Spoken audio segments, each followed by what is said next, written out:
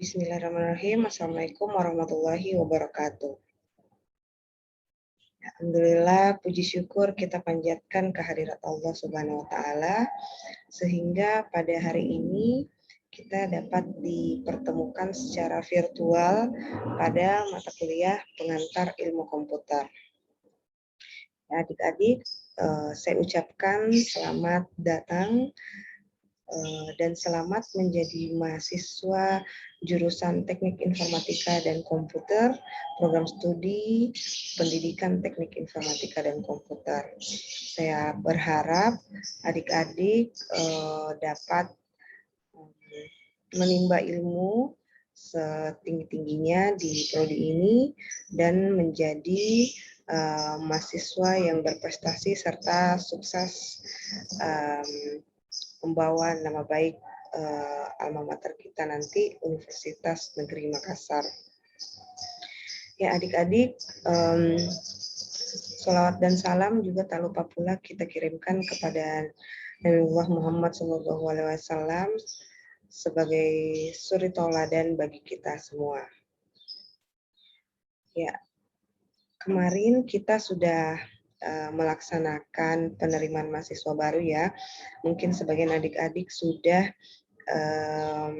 ada yang pernah melihat saya secara virtual di ACO kemarin, Academic Culture Orientation. Ya, nanti kita perkenalan juga melalui slide ya. Adik-adik ini angkatan 2021 merupakan angkatan kedua ya yang diterima secara online dan harus melaksanakan kuliah juga secara online atau virtual pada semester ini. Kita sama-sama berdoa semoga pandemi segera berakhir dan kita dapat bertemu secara tatap muka atau offline di kampus Fakultas Teknik Universitas Negeri Makassar. Ya. Adik-adik, untuk perkuliahan mata kuliah ini kita menggunakan SHMOK ya. Jadi adik-adik silahkan membuka SHMOK-nya, nanti lakukan atau mengisi absen terlebih dahulu sebelum mengikuti perkuliahan, gitu, menggunakan akunnya masing-masing, gitu ya. Jadi setiap minggunya adik-adik mengisi absen terlebih dahulu, kemudian mengikuti perkuliahan. Ya, adapun pertemuan kali ini kita akan membahas mengenai kontrak kuliah dan pengantar mengenai ilmu komputer ya. Materinya juga sudah saya kirimkan di SHMOK. Silakan adik-adik mendownload file tersebut. Ya, saya share screen terlebih dahulu.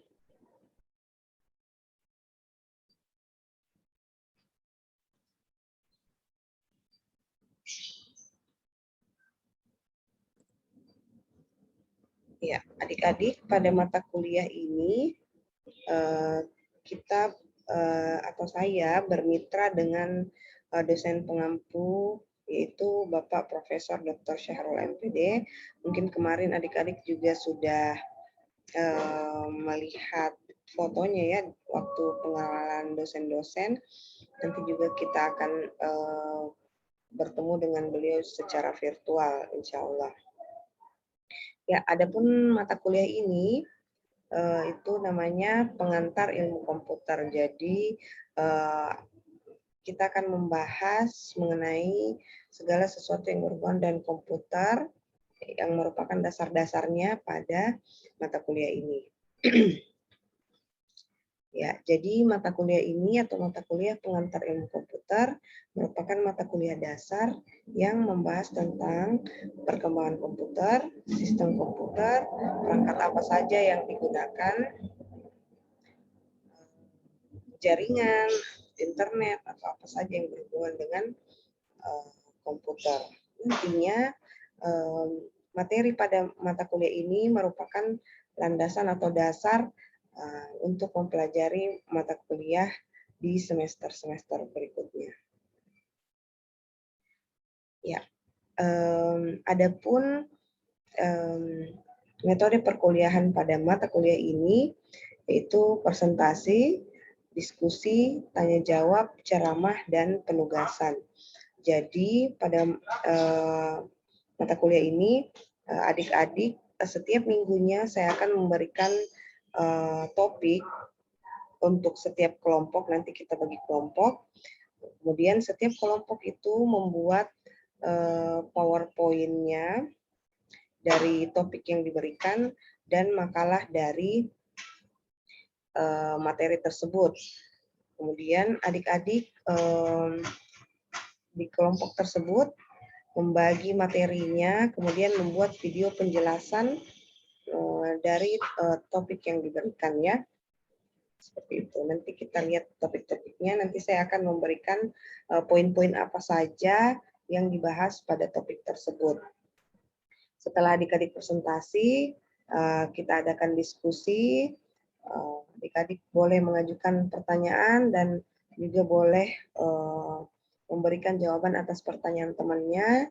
Kemudian setelah presentasi saya akan memberikan ceramah atau penguatan dari materi tersebut. Dan terakhir juga saya akan memberikan tugas, ya ada tugas mungkin setiap minggunya. Ya itu ya metode yang kita gunakan dalam perkuliahan ini. Ya, selanjutnya adapun presentasi penilaian. Jadi saya menilai 10% keaktifan adik-adik dalam bertanya maupun menjawab pertanyaan dan juga etika dalam perkuliahan ini, baik itu dalam bertanya, bersikap, bertingkah laku, dan juga bersikap ketika berkomunikasi dengan dosen. Ya, kemudian tugas saya beri presentasi 15%, presentasinya sendiri itu 25%, ujian tengah semester 20%, dan ujian akhir semester 30%. Ini adik-adik dapat memberikan saran ya atau masukan jika presentasi berikut dianggap tidak sesuai atau berat ya. Nanti bisa kita bicarakan di grup. Ya, selanjutnya adapun peraturan perkuliahan ya, seperti biasanya mahasiswa atau ketua tingkat itu menghubungi dosennya atau mengabari, mengingatkan dosennya 1 hari sebelum perkuliahan dimulai. Ya, mengingatkan dosen itu di waktu-waktu yang normal ya untuk menghubungi dosen. Ya, diingatkan dosennya. Kemudian untuk keterlambatan 15 menit, keterlambatan dalam mengisi absen ya. Itu bagi yang tidak mengisi absen atau terlambat itu akan diberikan tugas tambahan untuk mencari bahan bacaan atau artikel. Seperti itu. Kemudian syarat untuk mengikuti ujian akhir semester itu 80% ya, jadi harus hadir atau mengisi absen di Syam-Oke 80% kehadiran, bukan tatap muka ya. 80% kehadiran itu setidaknya ada 13 kali pertemuan. Ya. Kemudian ini jika misalnya nanti kita kuliah secara offline ya, tidak diperkenankan belajar sambil bermain medsos atau ribut, itu tidak dianggap mengikuti perkuliahan. Kemudian adapun izin sakit itu harus melalui penyampaian melalui ketua tingkat atau dapat mengirimkan pesan kepada dosen mata kuliah. Kemudian tidak ada pengumpulan tugas susulan setelah UAS selesai dilaksanakan ya. Jadi adapun tugas, persentase, makalah itu semua dikerjakan sesuai waktunya. Setelah UAS dilaksanakan tidak ada pengumpulan tugas susulan ya. Saya tidak menerima lagi tugas yang terlambat. Ya. Ya, ini sebagai perkenalan. Ya, nama saya Sabrina Sinta Dewi, SPD MPD. Saya lahir di Ujung Pandang atau di Makassar 27 tahun yang lalu. Alamat di BTN Bosrana Indah. Nomor handphone bisa dicatat, WA jika ada keperluan yang berkaitan dengan akademik. Riwayat pendidikan, saya juga merupakan alumni S1 PTIK tahun 2011. Kemudian melanjutkan studi magister di Universitas Negeri Yogyakarta. Ya, itu ya sebagai perkenalan. Jadi saya harapkan adik-adik juga yang alumni PTIK nantinya ini bisa berkontribusi dan bisa menjadi dosen di program studi PTIK ya.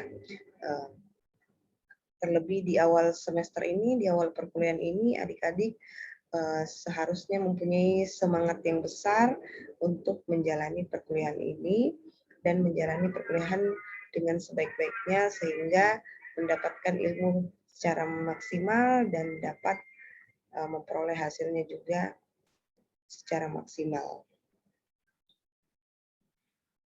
Ya adik-adik, adapun mengenai pengantar ilmu komputer, saya akan memberikan pengantar sedikit mengenai komputer ya, ilmu komputer ini.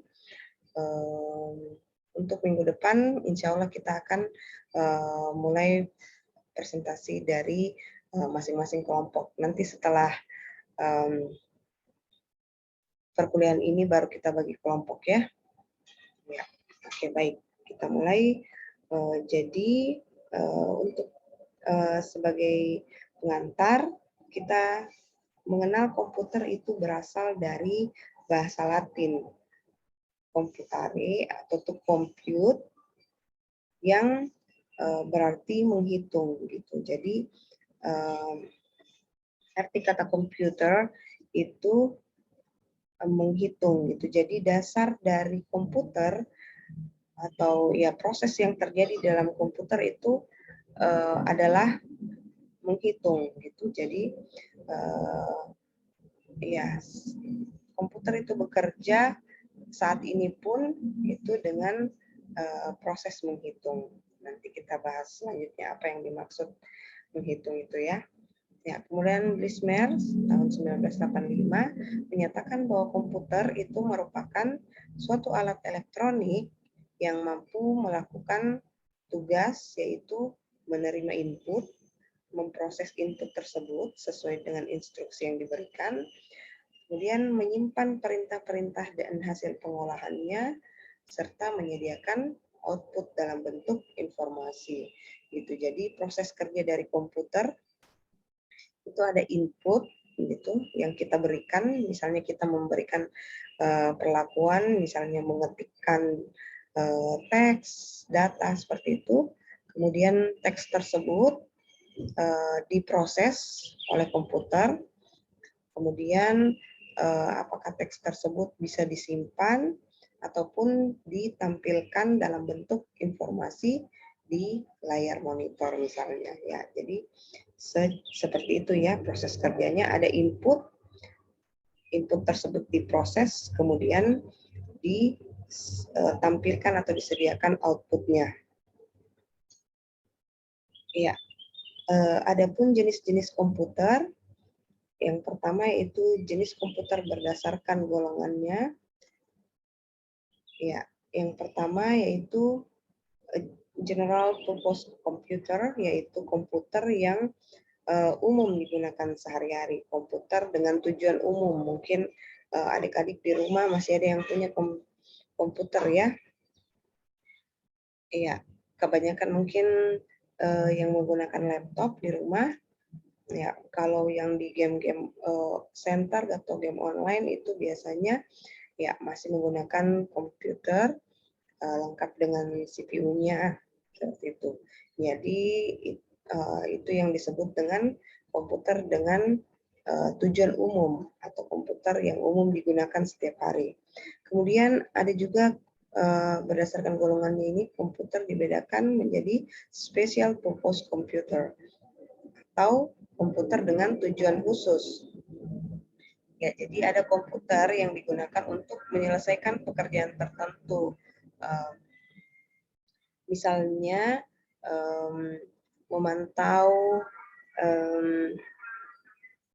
memantau getaran dari suatu gunung atau misalnya komputer yang digunakan di air traffic controller atau di lalu lintas pesawat atau yang di lalu lintas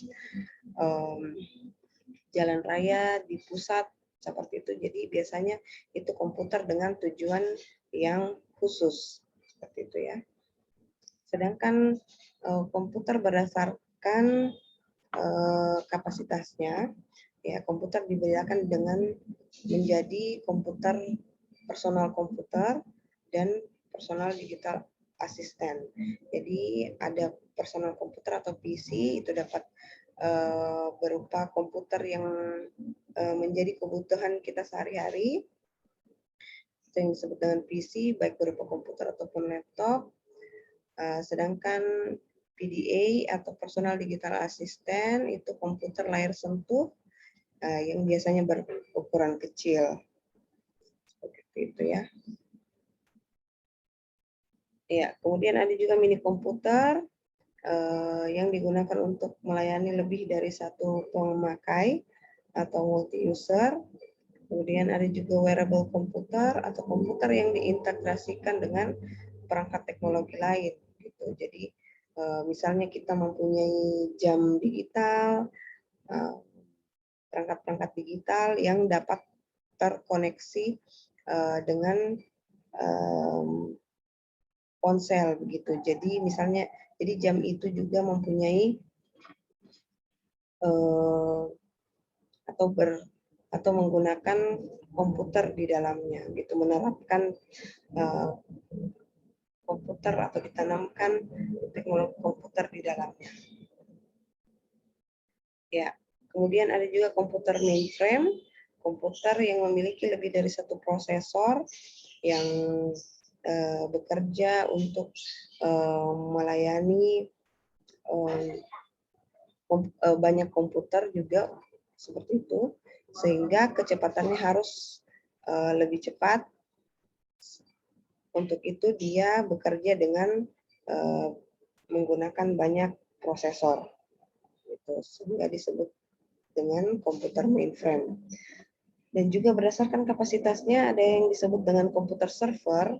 Komputer ini berspesifikasi tinggi sebagai induk jaringan komputer, tugasnya melayani komputer-komputer di jaringannya. Itu jadi komputer server ini menyimpan data-data seluruh komputer yang terhubung dalam satu jaringan seperti itu. Jadi misalnya di Google ya, misalnya kita mempunyai akun Google, jadi Google itu mempunyai komputer server bentuknya seperti ini, dia menyimpan data-data dari penggunanya gitu. Jadi harus komputer server itu harus berspesifikasi tinggi, mempunyai kapasitas yang besar, kecepatan yang tinggi untuk dapat melayani komputer yang terhubung dalam jaringannya. Sedangkan yang ini jenis superkomputer, yaitu misalnya komputer yang digunakan pada industri pesawat terbang ya. Jadi untuk menyimpan data yang besar, berkecepatan tinggi, itu yang disebut dengan superkomputer.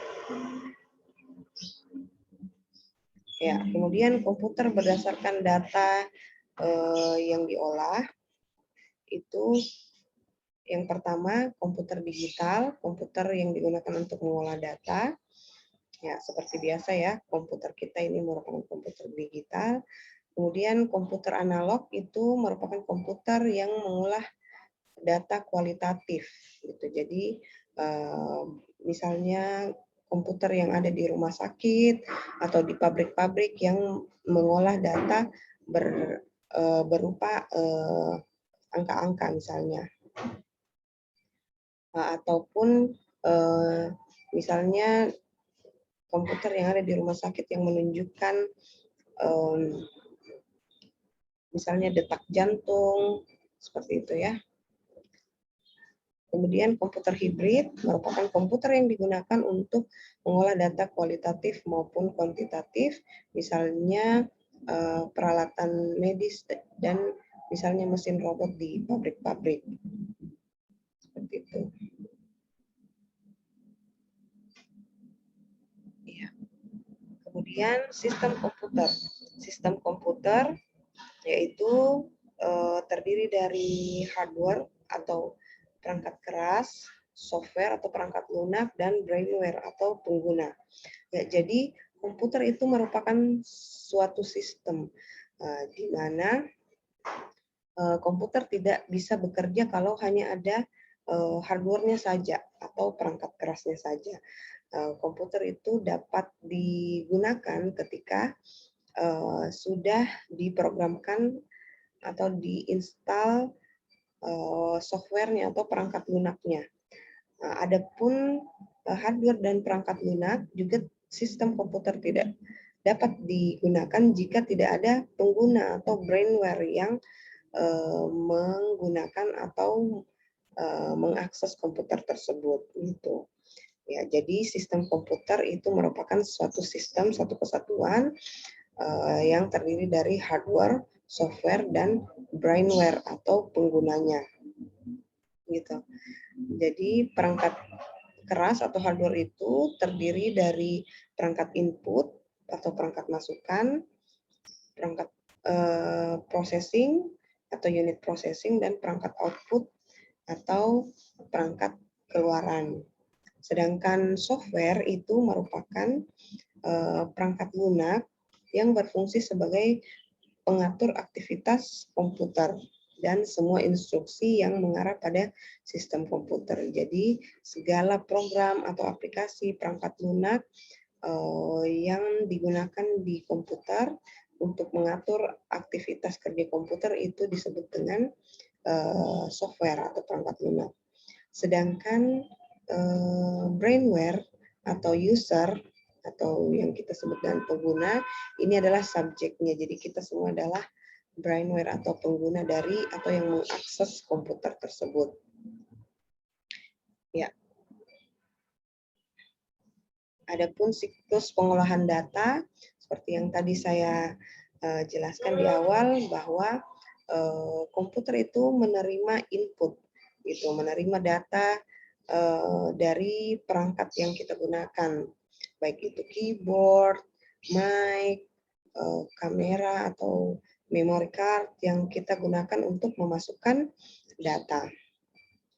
Kemudian data yang masuk di dalam komputer itu diproses. Terjadi pengolahan data oleh komponen komputer berdasarkan instruksi dari user atau pengguna gitu. Jadi input tadi yang kita masukkan misalnya berupa teks, gambar, suara itu diproses oleh komputer. Nah, proses inilah yang disebut dengan menghitung. Jadi prosesor itu mengolah data-data, mengkalkulasi atau menghitung digit-digit biner dari data yang kita masukkan. Nanti ini kita akan bahas lebih lanjut gitu. Namun proses yang terjadi dalam komputer itu dasarnya adalah menghitung. Kemudian hasil dari pemrosesan tadi, hasil pemrosesan data itu ditampilkan di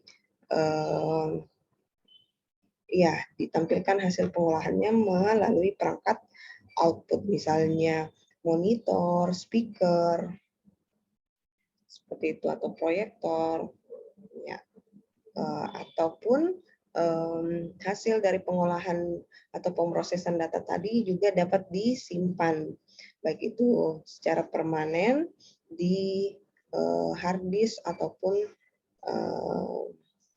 memori ya, ataupun media penyimpanan lainnya. Ya, jadi secara garis besar itulah proses yang terjadi dalam komputer, yaitu melalui input terlebih dahulu, kemudian data atau apapun yang diinputkan itu diproses, diolah oleh komputer, kemudian ditampilkan melalui perangkat output ataupun hasil pengolahannya itu disimpan di perangkat penyimpanan, misalnya hard disk. Ya, seperti itu ya. Ya, itu dulu pengantar dari saya mengenai komputer. Ya, saya harapkan adik-adik memahami dan sudah mulai ada gambaran mengenai materi kita ke depannya. Berikut merupakan materi presentasi yang akan setiap kelompok bawakan. Nanti silakan adik-adik membagi kelompok. Ada 13 kelompok ya, setiap pertemuannya kita akan presentasi. Adik-adik membuat video presentasinya, membagi materi dalam setiap topik berikut, kemudian disatukan videonya, dibuat ya presentasinya ya, file PowerPoint-nya, kemudian juga dibuat makalahnya, nanti dikirimkan juga di Syam Oke. Ya. Kemudian setelah presentasi, adik-adik dapat mengajukan pertanyaan di forum diskusi. Kita diskusi di situ. Kemudian nanti adik-adik juga yang dapat memberi jawaban atas pertanyaan teman-temannya. Nanti saya akan memberikan penguatan dari setiap materi yang dipresentasikan. Ya, materi kelompok 1 mengenai pengenalan sistem komputer. Kemudian kelompok 2 berinteraksi dengan komputer, kelompok 3 melihat, mendengar, dan menyimpan data, kelompok 4 memproses data, kelompok 5 mengenai penyimpanan data, kelompok 6 mengenai sistem operasi, kelompok 7 mengenai jaringan, kelompok 8 mengenai internet, kelompok 9 mengenai bekerja secara online, kelompok 10 bekerja dengan software aplikasi, 11 mengenai manajemen database, 12 mengenai pemrograman dan pengembangan perangkat lunak, 13 mengenai melindungi privasi komputer dan data Anda. Itu nanti setiap kelompok di setiap minggunya nanti saya akan memberikan sub-sub dari topik kelompoknya. Ya itu ya, adik-adik jika ada pertanyaan dapat dikirimkan melalui grup WhatsApp ya. Ya, selamat belajar. Mungkin nanti setelah ini saya akan memberikan tugas di Syamke-nya. Ya, terima kasih atas perhatiannya. Selamat belajar, selamat melanjutkan perkuliahan. Saya akhiri. Assalamualaikum warahmatullahi wabarakatuh.